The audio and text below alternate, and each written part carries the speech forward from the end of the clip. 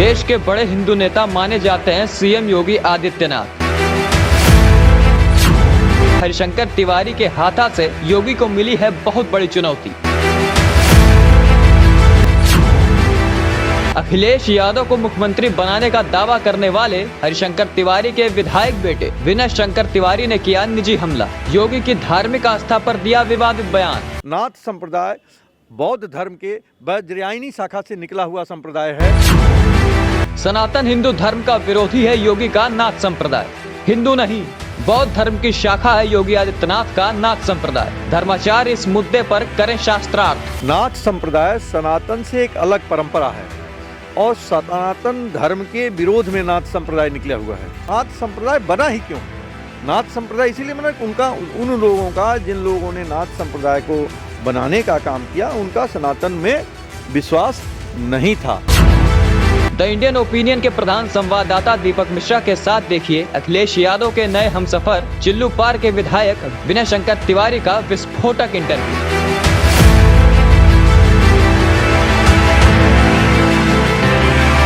गोरखपुर के चुनाव पर इस बार पूरे उत्तर प्रदेश की ही नहीं बल्कि पूरे भारत देश की नज़र है, क्योंकि उत्तर प्रदेश के विधानसभा चुनाव को लेकर जो समीकरण बन रहे हैं उसमें कुछ दिनों पहले ही गोरखपुर से एक बड़ा आगाज़ हुआ है। यहाँ के प्रभावशाली परिवार ने, हरिशंकर तिवारी जी के परिवार ने जिस तरह से समाजवादी पार्टी का रुख किया है, उसके बाद ऐसा लग रहा है कि उत्तर प्रदेश में बहुत सी विधानसभा सीटों के समीकरण बदल सकते हैं। हमारे साथ विनय शंकर तिवारी जी हैं जो कि विधायक भी हैं और इस परिवार में परिवार की सियासत को आगे बढ़ाने की जिम्मेदारी जो निभा रहे हैं आपके बड़े भाई और आप, उसमें एक महत्वपूर्ण भूमिका विनय शंकर जी की भी है। विनय जी, जो ये फैसला लिया है आप लोगों ने अखिलेश यादव के साथ जाने का, इसके पहले आपके पिताजी मुलायम सिंह के साथ भी काम किया उन्होंने, आप लोग बीएसपी में भी रहे, कई दलों से आपका जुड़ाव रहा। वर्तमान में अखिलेश के नेतृत्व में आप आगे बढ़ रहे हैं। अखिलेश के व्यक्तित्व में ऐसा क्या दिखा कि इस परिवार ने, जिसका एक बड़ा इतिहास रहा है राजनीति में, उन्होंने युवा अखिलेश यादव के साथ जाने का फैसला किया? देखिए, अगर 2017 से 21 का दौर अगर देखेंगे भारतीय जनता पार्टी की सरकार का, तो 21 से 22 तक केवल अहंकार, उपेक्षा और जनता का तिरस्कार, वर्ग विशेष को प्रलोभन, वर्ग विशेष को बढ़ावा, बेरोजगारों को बढ़ावा और साथ साथ किसानों के साथ अत्याचार, किसानों का इतना बड़ा आंदोलन, तो छात्रों का आंदोलन, पेपर लीक, ढेर सारी एक लंबी फेहरिस्त है समस्याओं की जो सरकार कहने में और करने में असफल रही है। सरकार ने रोज़गार देने का वादा किया था कि 70 लाख लोगों को रोज़गार देंगे। 1,70,000 जो शिक्षा मित्र थे, एक तरह से उनको बेरोज़गार कर दिया, अनुदेशकों को बेरोज़गार कर दिया, तमाम तरह के लोग आंदोलनरत रहे। आप देखें, सरकार केवल चीज़ों को उलझाए हुए है कि भाई किसी भी को नौकरी ना देना पड़े तो रोज़ उसका पेपर ही लीक हो जाता है। केवल एक पेपर ही नहीं, सरकार के समय में जितने पेपर लीक हो गए हैं, मेरे ख्याल से शायद ही और किसी की सरकार में इतने पेपर लीक हुए हों। तो सरकार ने जनता के साथ जो वादे किए थे उसका निर्वहन नहीं किया और जनता के साथ उपेक्षापूर्ण रवैया रहा। और दूसरी तरफ अखिलेश यादव जी जनता की मुद्दों पर संघर्ष करते रहे, चाहे कोविड का मुद्दा हो, जापानी इंसेफ्लाइटिस का मुद्दा हो या बेरोजगारी का मुद्दा हो, शिक्षकों का मुद्दा हो, संस्कृत के शिक्षकों को, जिसको जगत गुरु वासुदेवानंद सरस्वती जी ने मंच से कह दिया कि भाई संस्कृत के लिए इस सरकार ने कोई काम नहीं कहा, जो कि एक ज्योतिर्मठ के शंकराचार्य हैं, उन्होंने भी ये सरकार के लिए कहा कि भाई संस्कृत के लिए सरकार ने कोई कार्य नहीं किया। तो इन सब तमाम चीज़ों को देखकर ऐसा महसूस हुआ कि अखिलेश यादव जी उत्तर प्रदेश के लिए बेहतर काम कर सकते हैं, क्योंकि उन्होंने 12 से 17 तक बेहतर कार्य किया था। विनय जी, लोग कह रहे हैं कि जब योगी जी सत्ता में आए और योगी जी से बताते हैं कि पुरानी अदावत है, आपके परिवार का एक पुराना विरोध है, एक वर्चस्व की लड़ाई है गोरखपुर में, तो ये फैसला सिर्फ जनता के मुद्दों पर रहा या ये फैसला अपने परिवार, अपने लोगों के मान सम्मान, आपके लोगों की प्रतिष्ठा पर, जिस तरह से बताते हैं हमला भी हुआ जब योगी आदित्यनाथ सीएम बने, तो छापेमारी, जांच पड़ताल और इस तरह से एक प्रशासनिक शिकंजा भी कसने का प्रयास किया गया, तो ये फैसला सिर्फ जनता के मुद्दों पर है या ये फैसला तिवारी परिवार हाथा की प्रतिष्ठा को लेकर भी है? नहीं, ये पूर्णतः फैसला जनता के लिए है। देखिए, जनता के साथ साथ अगर हमारे ऊपर वो जो भी करते हैं, अगर जनता के लिए अगर वो कार्य करें तो हम उनका स्वागत करेंगे। हो सकता है हमारी उनकी कोई कोई ऐसा तो विरोध नहीं है, लेकिन अगर हमारे उनके मत में अंतर हो सकता है, विचारों में अंतर हो सकता है। आप उसका उदाहरण हम देना चाहेंगे कि जो गोरखपुर है, आप गोरखपुर के दक्षिणांचल में चले जाइए। गोरखपुर के दक्षिणांचल में सरकार ने एक ईंटा रखने का भी काम नहीं किया। और तो और बैरिया सरिया बंधा जो चिल्लूपार विधानसभा हमारी है, वो एक उसके लिए बहुत महत्वपूर्ण कड़ी थी। 6 किलोमीटर का बंधा छूट गया था, बाकी बंधे वहाँ बने हुए हैं। तो उस 6 किलोमीटर की बंधे की वजह से इस बार इतनी भयानक बाढ़ आई कि वहाँ जगदीशपुर गांव कट गया, बह गया, अपने अस्तित्व को समाप्त हो गया। लेकिन सरकार ने कोई ध्यान नहीं दिया। इसी तरह से कोविड काल में उधर के लोगों के लिए कोई व्यवस्था नहीं की गई। आपने देखा होगा जापानी इंसेफ्लाइटिस जब थी तब भी उसका दोषारोपण यहाँ जो राजीव मिश्रा थे उनके ऊपर कर दिया गया और सरकार ने उनको जेल में बंद कर दिया, सस्पेंड कर दिया। तो तमाम तरह के लोगों को प्रताड़ना का काम सरकार ने किया। तो अगर आप देखें जो शिक्षा मित्र हैं, ढेर सारे शिक्षा मित्रों को अभी तक मेरे ख्याल से पहली सरकार है जो रोजगार देने के कहने के बाद रोजगार लेने का काम की। तो जनता के मुद्दों पे सरकार ने कोई कार्य नहीं किया। तो इससे ये महसूस हुआ कि जो अखिलेश यादव जी हैं वो जनता के मुद्दों के लिए, विकास के मुद्दों पे काम करते हैं। भारतीय जनता पार्टी धर्म के मुद्दे पे काम करती है। कोई भी चुनाव विकास के मुद्दे पे होना चाहिए, लेकिन सरकार धर्म की बात कर रही है, मंदिर की बात कर रही है। लेकिन धर्म ये सरकार नहीं कर रही कि हमने विकास का काम किया। अखिलेश यादव जी को देखिए कि जब वो मुख्यमंत्री थे तो लखनऊ में उन्होंने मेट्रो चलवा दी, कैंसर अस्पताल बनवा दिया, जनेश्वर मिश्रा पार्क बनवा दिया, एक्सप्रेस वे बन गई। तो ढेर सारे विकास का कार्य उन्होंने किया। लेकिन इस सरकार को अगर देख लीजिए, 5 साल होने को आ रहे हैं, इस सरकार ने प्रदेश की और तो और प्रदेश की राजधानी लखनऊ में क्या किया? भाई कोई नया कार्य किया हो, कोई एक ईंट रखी हो, कोई कार्य किया हो? तो इस तरह से सरकार तो केवल प्रचार का काम कर रही है, प्रसार का काम कर रही है। जनता के विकास के मुद्दों से सरकार कोसों दूर है। एक चर्चा है पूरे उत्तर प्रदेश में कि योगी आदित्यनाथ को गोरखपुर में अगर कहीं से चुनौती मिली तो हाता से मिली। हाता ही वो जगह है, आपका परिवार जिसने गोरखपुर में कभी मनमानी किसी की नहीं चलने दी। शुरू से लेकर कई दशकों का एक इतिहास रहा है गोरखपुर में कि गोरखपुर में आपका परिवार एक मजबूती के साथ खड़ा रहा है। जब भी कुछ ऐसा हुआ है तो आपके परिवार ने विरोध किया है। योगी से जो एक वर्चस्व की लड़ाई या एक विरोध है, उसकी शुरुआत कहाँ से हुई? लोगों में बड़ी जिज्ञासा है, लोग जानना चाहते हैं उत्तर प्रदेश के लोग कि योगी आदित्यनाथ और पंडित हरिशंकर तिवारी के बीच वर्चस्व का जो संघर्ष है, इसका प्रारंभ कैसे हुआ? देखिए, वर्चस्व जैसी कोई बात नहीं है, ये एक मिथक कोई हो सकता है। वर्चस्व जैसी कोई बात नहीं है, बात विचारधारा की है। अगर कोई प्रताड़ित हुआ है यहाँ पे तो उसका सहयोग किया गया, चाहे वो कोई भी हो, किसी वर्ग, धर्म, समाज, जाति का रहा हो, तो हम लोगों ने उसका सहयोग किया है। हो सकता है कोई इसका विरोध किया हो, किसी वर्ग का विरोध किया हो, किसी समाज का विरोध किया हो।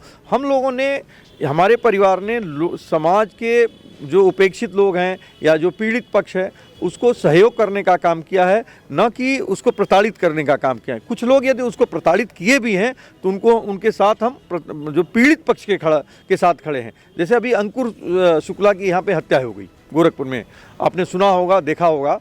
तो यह वर्तमान सरकार के एक प्रतिनिधि जो हैं, जो पीड़ित पक्ष है उसके यहाँ ना जाकर जो अपराधी थे उसकी पूछताछ की और बाकायदा सैकड़ों गाड़ियों के साथ गए और वहाँ पे भय का माहौल पीड़ित पक्ष के लिए बनाए। तो सरकार आज पीड़ित पक्ष के साथ न खड़ा होकर जो अपराधी हैं या जो कह रहे हैं उनके साथ खड़ी है। अच्छा, योगी जी महंत भी हैं और एक धार्मिक व्यक्ति हैं। ब्राह्मण समाज के बारे में कहा जाता है कि ब्राह्मण समाज भारतीय जनता पार्टी का कोर वोटर है, धार्मिक समाज है। धर्म और राष्ट्र जो है वो ब्राह्मणों की प्राथमिकता में हमेशा से रहा है। इसी गोरखपुर में आपकी निकटता योगी आदित्यनाथ से नहीं हो पाई, आपकी निकटता अखिलेश यादव से हो गई। इटावा मैनपुरी उनका क्षेत्र है, वहाँ के रहने वाले हैं। इतने निकट जो लोग रहे वो भी धर्म को लेकर अपनी प्रतिबद्धता जाहिर करते हैं और ब्राह्मणों के बारे में जैसा मैंने कहा कि माना ही जाता है कि धर्म और राष्ट्र उनके लिए बड़ा विषय रहता है। तो योगी से निकटता विकसित ही नहीं हो पाई। ऐसी कौन सी बाउंड्रीज रहीं कि आपके बीच संवाद ही नहीं हो पाया? गोरखपुर में जो है 2 बड़े छत्रप उत्तर प्रदेश की सियासत के गोरखपुर से विकसित होते रहे, समय बीतता रहा, लेकिन अंततः रास्ते अलग हो गए। देखिए, ये कहना कि जो सनातन धर्म है, अगर हिंदू या ब्राह्मण की बात, तो ब्राह्मण सनातनी होता है। नाथ संप्रदाय सनातन से एक अलग परंपरा है और सनातन धर्म के विरोध में नाथ संप्रदाय निकला हुआ है। इसीलिए अगर आप देखें, ध्यान देंगे तो नाथ संप्रदाय के लोग, जो सनातन धर्म के मुख्य पहचान होती है, तिलक होता है, क्या कहते हैं, यज्ञोपवीत पहनता है, शिखा रखता है, ब्राह्मण जो है शिखा पूजन करता है, यज्ञोपवीत पहनता है, नाथ संप्रदाय में इसकी मनाही है। नाथ संप्रदाय में ये लोग नहीं कर सकते हैं। और ब्राह्मण समाज, हमने कहा ना, आज जो शंकराचार्य जी हैं, वासुदेवानंद जी सरस्वती जी ने कहा कि इस सरकार ने, जो कि धर्मगुरु हैं और एक बड़े पीठ के शंकराचार्य हैं, जो बद्रिका आश्रम है उसके वो शंकराचार्य हैं, वो कहते हैं कि सरकार ने, वर्तमान सरकार ने संस्कृत के लिए कोई काम नहीं किया। अगर आप कह रहे हैं कोई व्यक्ति धर्म से जुड़ा है और संस्कृत के लिए काम ना करे और इस प्रदेश का मुखिया हो, संस्कृत के बारे में ना सोचे, संस्कृत के ब्राह्मणों के बारे में नहीं सोचे, तो कैसे सनातनी हो सकता है? ये बात प्रमाणित करती है कि वो सनातनी नहीं है, नाथ संप्रदाय के हैं। और इस बात को वो कहते भी हैं, ये दावे के साथ वो कहते हैं कि हम नाथ संप्रदाय के हैं और नाथ संप्रदाय के बारे में बात करते हैं। तो ब्राह्मण सनातनी होता है, सनातन धर्म में विश्वास करता है। और ब्राह्मण सदैव, आप जब भी देखिए, समाज के हित में लड़ा है। और जो लोग अलग हुए हैं सनातन धर्म से, वो कहीं न किसी मुद्दे को लेकर अलग हुए हैं। वो जो सनातनी नहीं है, वो ब्राह्मण नहीं है, और हिंदुत्व में मेरे ख्याल से उसकी पूर्ण रूप से आस्था नहीं है। नाथ संप्रदाय बौद्ध धर्म के वज्रयायनी शाखा से निकला हुआ संप्रदाय है और उसका एक अलग मान्यता है। तो हम तो सनातनी हैं और हम सदैव ब्राह्मणों की बात करेंगे, हम सदैव सनातन की बात करेंगे, हम धर्म की बात करेंगे, हिंदुत्व की बात करेंगे। तो ये तो हमारे खून में है। और हम जब पैदा हुए, हमारे पूर्वज जहाँ पैदा हुए, हम कहीं बाहर से नहीं आए, लोग बाहर से यहाँ आए हुए हैं। तो यहाँ की परंपरा को, यहाँ के नियम को, यहाँ के धर्म को वो कितना जानते हैं, आप समझ सकते हैं और वो समझ सकते हैं। एक बहुत बड़ी बात आपने कह दी है, एक बहुत बड़ी बहस की शुरुआत भी आपने कर दी है कि नाथ संप्रदाय जो है वो बौद्ध धर्म की शाखा है, सनातन से उनकी जड़ें नहीं जुड़ी हैं। और मुझे लगता है कि शायद योगी आदित्यनाथ के लिए इससे बड़ा सवाल अभी तक खड़ा नहीं हुआ है, जो सवाल आपने खड़ा कर दिया है कि वो सनातन की शाखाओं से उनका जुड़ाव नहीं है। लेकिन जिस तरह से वो एक हिंदुत्व के ब्रांड एम्बेसडर के रूप में बीजेपी उन्हें दूसरे प्रदेशों में भी भेजती है प्रचार करने के लिए, और अयोध्या के डेवलपमेंट का क्रेडिट, बनारस के डेवलपमेंट का क्रेडिट, काशी विश्वनाथ के विकास का जो श्रेय है वो बीजेपी को मिल रहा है। तो हिंदुत्व से अगर उनकी शाखा नहीं जुड़ रही तो एक हिंदुत्व के नेता के रूप में, और लगातार एमपी होते हैं, लंबे समय से एमपी रहे यहाँ से, और हिंदू युवा वाहिनी नाम का एक संगठन उन्होंने चलाया, उसे भी काफ़ी समर्थन मिला।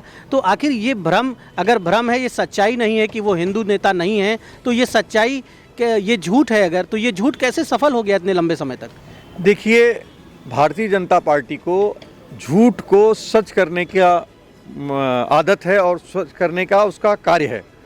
कभी वो भगवान गणेश को दूध पिला देते हैं, कभी किसी और को कोई कार्य कर देते हैं। तो जहाँ तक सत्य की बात है, तो अगर आप हमारे कहने से कोई चीज़ सत्य नहीं होगा ना झूठा होगा। सनातन परंपरा के जो भी लोग हैं उनसे आप बात करिए, जो भी सनातन की पुस्तकें हैं, अगर नाथ संप्रदाय कहीं से निकला, हम और आप से कहीं अलग होते हैं, कोई भेद होता है तभी हम और आप अलग होते हैं। तो नाथ संप्रदाय बना ही क्यों? नाथ संप्रदाय इसीलिए बना, उनका, उन लोगों का, जिन लोगों ने नाथ संप्रदाय को बनाने का काम किया, उनका सनातन में विश्वास नहीं था। और जो सनातन का है वो नाथपंथी कैसे हो सकता? और जो नाथपंथी है उसको तो सनातन में जाने का कोई अधिकार ही नहीं है। बात करने वो तो केवल वोट की बात है। देखिए, जो ब्रांड है, आपने कह दिया ब्रांड क्या होता? बनाया जाता है। ब्रांड कोई धर्म की चीज़ तो है नहीं, किसी धर्म में, सनातन धर्म में तो कभी ब्रांड कोई रहा नहीं है। तो ब्रांड तो बनाया है, ये आपने अपने प्रश्न में ही कहा। तो सरकार ने उनको ब्रांड बनाया है, और ब्रांड, कोई ब्रांड बनता है, बिगड़ता रहता है। तो जनता बनाई है, जनता बिगाड़ने का भी काम करेगी। तो इसलिए बनाने वाली चीज़ें बहुत दिन तक नहीं रहती हैं। सनातन, जिसका न कोई आदि है न अंत है, वो सदैव है और सदैव बना रहेगा। चलिए, ये जो धार्मिक विषय है इसे हम धर्माचार्यों के लिए छोड़ते हैं और इसमें बहुत गहराई में हम और आप ना जाते हुए राजनीति पे लौटते हैं। आपने जिस तरह से समाजवादी पार्टी को ताकत दी है, या उनकी ताकत से आपने अपना जुड़ाव घोषित कर दिया है, उत्तर प्रदेश की खासतौर पे पूर्वांचल की लगभग कितनी सीटों पर आप लोग प्रभाव डालने वाले हैं? लगभग कितनी सीटों का समीकरण बदलेगा इस पूरे क्षेत्र में? समाजवादी पार्टी को कैसा प्रदर्शन समाजवादी पार्टी का सामने आने वाला है? देखिए, पूरे प्रदेश में अखिलेश जी की लहर चल रही है, समाजवादी पार्टी की लहर चल रही है। अगर आप देखेंगे तो जहां भी उनकी रथ यात्रा जा रही है उसको अपार जन समर्थन मिल रहा है। रात के 1:30 बजे, 2 बजे हजारों लाखों की संख्या में लोग उनको सुनने आ रहे हैं, मिलने आ रहे हैं। तो ये तो पूरे प्रदेश में आज ये स्थापित हो गया है कि 2022 में जनता जो है हर चीज़ के बाद आदरणीय अखिलेश जी को मुख्यमंत्री बनाने जा रही है। ये बात प्रमाणित हो गया है और 22 के मुख्यमंत्री अखिलेश यादव जी हैं। इसीलिए भारतीय जनता पार्टी की सरकार जो आक्रोश कह लें या उसकी खड़बड़ाहट कह लें, उससे परेशान होकर उनके जो संबंधित लोग हैं उनको परेशान करने का काम कर रही है। तिवारी जी, आपको भी याद होगा, राजनीति में काफ़ी समय से हैं और आपका परिवार तो कई दशकों से राजनीति में है। मुलायम सिंह यादव ने जब समाजवादी पार्टी को खड़ा किया और पिछली बार जब उन्हें बहुमत मिला, लगातार जो सफलता समाजवादी पार्टी को मिली उसके पीछे एक समीकरण था। कहा जाता था कि MYT, मुस्लिम यादव ठाकुर, या कुछ लोग अलग अलग इन शब्दों को आगे पीछे करके भी कहते हैं, कुछ लोग यादव को आगे ले लेते हैं, यादव मुस्लिम ठाकुर कहते हैं। तो ये तीन जातियों का एक मजबूत समीकरण समाजवादी पार्टी के साथ लंबे समय तक रहा, जिसके दम पे बताया जाता है कि उन्हें सत्ता भी मिली, बहुमत भी मिला, उन्हें 12 के चुनाव में पूर्ण बहुमत से वो आए। इस बार योगी आदित्यनाथ की पहचान मुख्यमंत्री के साथ साथ जो उन्हें जो मुख्यमंत्री के साथ साथ भाजपा ने जब उन्हें एक पहचान हिंदुत्व के नेता के रूप में दी, तो उत्तर प्रदेश में एक चर्चा भी हुई कि वो क्षत्रियों के भी नेता हैं और उनके ऊपर आरोप भी लगे इस बात के कि साहब जातिवाद भी हो रहा है। इस तरह की भी चर्चाएं सामने आईं और उत्तर प्रदेश में लगभग हर जिले में क्षत्रिय समाज के नेताओं का जुड़ाव योगी आदित्यनाथ से हुआ। तमाम अलग अलग दलों के क्षत्रिय नेता बीजेपी की ओर बढ़ गए। लेकिन समाजवादी पार्टी का परंपरागत वोट बैंक रहा है। ब्राह्मण हितों की अगर आप बात करते हैं तो ब्राह्मण हितों को समाजवादी पार्टी में सुरक्षा, संरक्षण और विकास कैसे मिलेगा? क्या आप आश्वस्त हैं इसको लेकर? नहीं, आश्वस्त नहीं, पूर्ण विश्वास है और हमारी उनके राष्ट्रीय अध्यक्ष से वार्ता भी हुई है और उन्होंने ऐसा काम किया है। देखिए, जो संस्कृत शिक्षकों की नियुक्ति, संस्कृत को पे विद्यालयों को ग्रांट पे ले आना या जो इस तरह के जितने कार्य हैं, ये समाजवादी पार्टी की सरकार में हुए हैं, भारतीय जनता पार्टी की सरकार में नहीं हुए हैं। और समाजवादी पार्टी या समाजवादी पार्टी के लोग सभी को सम्मान देने का काम करते हैं और ब्राह्मण समाज, आज खासकर ब्राह्मण समाज और उनका जुड़ाव है, ये कहना। जनेश्वर मिश्र जी आज उनके साथ थे, माता प्रसाद पांडे जी को उन्होंने 2-2, 3-3 बार स्पीकर बनाया, विक्रमादित्य पांडे जी को, उन्होंने ढेर सारे, लंबी सी एक फेरिस्त है, तो नाम लेने से तो वो नहीं होगा। और सब लोग जुड़े रहे हैं, लेकिन मुख्य मुद्दा इस चुनाव में विकास और विनाश है। समाजवादी पार्टी विकास के मुद्दे पे चुनाव लड़ रही है और जहाँ तक वर्तमान सरकार है, जिसकी बात नहीं कि वर्तमान मुखिया हैं, निश्चित रूप से जाति से जुड़े हुए हैं। आज आप देखिए, हर जिले में एक जात विशेष के अधिकारी, एक जात विशेष के कर्मचारी आए हुए हैं। बाकी लोगों पे अगर दूसरी जात विशेष, जहाँ तक ब्राह्मणों की बात है, तो ब्राह्मणों को इस सरकार ने अपमानित करने का काम किया। तो सबसे ब्राह्मण तो सम्मान के लिए जीता है, सम्मान के लिए संघर्ष करता है और पूरे उत्तर प्रदेश का ब्राह्मण ये महसूस कर चुका है कि भारतीय जनता पार्टी में उसका सम्मान सुरक्षित नहीं है। बीच में बीजेपी के एक नेता हैं लक्ष्मीकांत वाजपेयी, प्रदेश अध्यक्ष भी रह चुके हैं, विधायक भी रह चुके हैं, बड़े नेता हैं और ब्राह्मण चेहरा हैं। उन्होंने एक बयान दिया कि तिवारी परिवार बीजेपी में आना चाहता था और अपनी सुरक्षा के लिए वो बीजेपी में जगह देख रहे थे, बीजेपी में उन्हें अवसर नहीं मिला तो मजबूरी में समाजवादी पार्टी की ओर चले गए, ऐसा स्टेटमेंट उनका आया। तो ये जो स्टेटमेंट इस तरह का है और ये भी एक चर्चा उत्तर प्रदेश में एक चर्चा बनाई गई है कि आप अपनी सुरक्षा, अपनी सुविधाओं के लिए गए सपा की ओर। नहीं, देख, पहली बात कि जो वो कह रहे हैं तो कोई ये बताए हम किससे बात किए, किससे मिले। अगर हम कहीं जाएंगे तो पहली बात उनसे बात करेंगे, उनसे मुलाकात करेंगे, तो ये कोई बता दे हमारी मुलाकात किससे हुई, हमारी बात किससे हुई। वो केवल जब हमने कहा ना, अफवाह को बढ़ाने में भारतीय जनता पार्टी को महारत हासिल है। तो भारतीय जनता पार्टी के लोग हर चीज़ का जैसे प्रचार करते हैं तो उसी तरह से ये प्रचार कर रहे हैं और प्रचार के अलावा कुछ नहीं है और जनता उनकी असलियत को अब जान चुकी है। लक्ष्मी वाजपेयी जी तो खुद ही बेचारे 4.5 साल तक वनवास में थे, किसी तरह से यहाँ आए हैं, तो अब वो जो लोग दे रहे हैं वही पढ़ ले रहे हैं। 4.5 साल तक तो उनको कोई सुध ली नहीं भारतीय जनता पार्टी ने, वो तो उनको वनवास में डाली हुई थी। जबकि इस भारतीय जनता पार्टी को बनाने में, जो पुनः सत्ता में लाने में लक्ष्मीकांत वाजपेयी जी का महत्वपूर्ण योगदान है, लेकिन ब्राह्मण होने के नाते उनको किनारे डाल दिया गया और उनके साथ स्वयं पक्षतापूर्ण व्यवहार अपनाया गया। 4.5 साल 5 साल की सरकार थी भारतीय जनता पार्टी, उनके लिए क्या किया उसने, जबकि वो प्रदेश के अध्यक्ष थे। अगर चुनाव हार गए, उनके साथ के बाद के लोगों को, जो लोग भारतीय जनता पार्टी में बहुत बाद में उन्होंने जिनको शामिल किया, उनको भारतीय जनता पार्टी ने सम्मानित किया है। तो लक्ष्मीकांत जी तो स्वयं ही भारतीय जनता पार्टी के दुर्व्यवहार और उसके दुराचरण के भुक्तभोगी हैं। तिवारी जी, एक अंतिम प्रश्न के साथ इस वार्ता को हम पूरा करेंगे। आपको उम्मीद है कि वो प्राथमिकता, वो प्रायोरिटी ब्राह्मण समाज को मिलेगी समाजवादी पार्टी में, और यदि सरकार में आने का अवसर मिलता है? क्योंकि उत्तर प्रदेश में बहुत से जनपदों में ब्राह्मणों में गरीबी, पिछड़ापन, ब्राह्मणों की स्थिति भी बड़ी दयनीय है। जब आप ग्रामीण क्षेत्रों की ओर बढ़ते हैं, बाढ़ प्रभावित क्षेत्रों में बहुत से ब्राह्मण रहते हैं जिनकी झोपड़ियाँ, जिनके घर बह जाते हैं हर साल। बहुत से ब्राह्मणों की स्थिति ऐसी है कि उन्हें सरकारें गरीब स्वीकार करने को तैयार नहीं है, गरीब उनको मानने को तैयार नहीं है। रिक्शा चला रहे हैं, मजदूरी भी कर रहे हैं। उत्तर प्रदेश के पूर्वांचल के ब्राह्मण भारत के तमाम शहरों में, चंडीगढ़ में, मुंबई में, दिल्ली में, नोएडा में मजदूरी कर रहे हैं, दयनीय जीवन जी रहे हैं। दलितों से भी बदतर हालात हैं उनके, लेकिन कोई गवर्नमेंट ये स्वीकार करने के लिए तैयार नहीं है कि ब्राह्मणों को एक तमगा दे दिया गया है कि साहब वो ऊपर हैं, उन्हें तो कुछ चाहिए नहीं, वो भूखे भी रहेंगे तो भी सीना उठा के चलेंगे। तो ये जो परिस्थितियाँ हैं ब्राह्मणों की परिस्थितियां बदलेंगी या सिर्फ ब्राह्मण नेताओं की परिस्थितियां बदलती रहेंगी? नहीं, जब तक देखिए समाज की परिस्थिति नहीं बदलेगी तब तक काम नहीं होने वाला है, कल्याण नहीं होने वाला है। जो आपने ये बात सही कही, आपकी बात से मैं सहमत हूँ। आज ब्राह्मण की जो स्थिति है दलित से भी बुरी हो गई है, और इसके लिए अगर कोई जिम्मेदार है तो ये डबल इंजेक्शन की सरकार जो है, डबल इंजन जिसको आप कहते हैं, डबल इंजेक्शन की जो ये सरकार है, ये जिम्मेदार है। क्यों? क्योंकि ये ब्राह्मण, कौन सा डबल इंजेक्शन है? एक नया शब्द आपने प्रयोग किया। ये वैक्सीन वाला इंजेक्शन है या दर्द देने वाला इंजेक्शन है या दर्द हरने वाला इंजेक्शन है? ये दर्द देने है। जो उसके खून, शरीर में खून है ब्राह्मण के, उसको निकाल लेने का, जो जनता के शरीर में खून है उसको निकाल लेने वाला ये शब्द है। और ये सरकार खाली लोगों का खून चूसने का काम कर रही है, और डबल इंजेक्शन से खून चूस रही है। चाहे वो वैक्सीन की बात हो, चाहे वो किसी और भी बात हो। जैसे आपने कहा ना कि भाई ब्राह्मण समाज को, दलित है, परेशान है, उसको नौकरी नहीं दी जा रही है, उसके व्यवस्था नहीं की जा रही है, तो इस सरकार ने कभी उस पर ध्यान ही नहीं दिया, और केवल उनको अपना वोट बैंक बनाए रखने में ही प्रयास रहा। अखिलेश यादव ध्यान देंगे इन विषयों पर? निश्चित रूप से, और अखिलेश यादव जी के आने के बाद ढेर सारी परिस्थितियों में परिवर्तन होगा और बदलाव होगा। हम इससे आश्वस्त हैं, और जहां भी संभव हो सकेगा उनका सहयोग और मदद की जाएगी।